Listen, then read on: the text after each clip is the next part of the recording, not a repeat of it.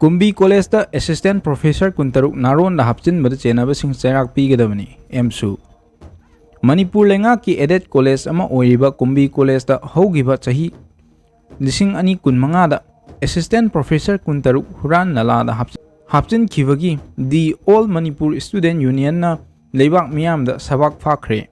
Masigi tungda college asigi masana masabu GB member ni haijaba amana mahiroi loop asigi wafambu aranbu oina media da phongdorkraba tungda college asigi governing body gi chairman Moirangthem Mangi mahiroi loop asigi wafam adu achumbani haina phongdorkhibabu M.Su na taramna oi. College asida chatharakba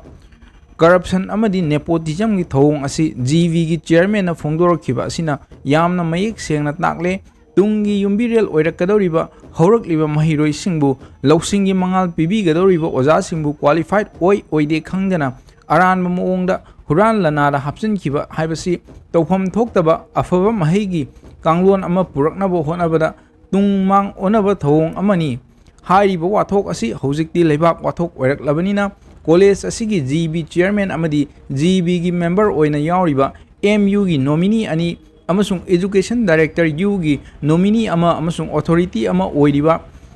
MU gi college development council amasung directorate of education U nasu college asida mioi khujok kharana chathariba aranba sing asi yengduna leithokpagi matam natre paikhatpham thokpa thabak sing action athubada paikhat piduna aranba asi athubada chumthok piu hain appeal torakli.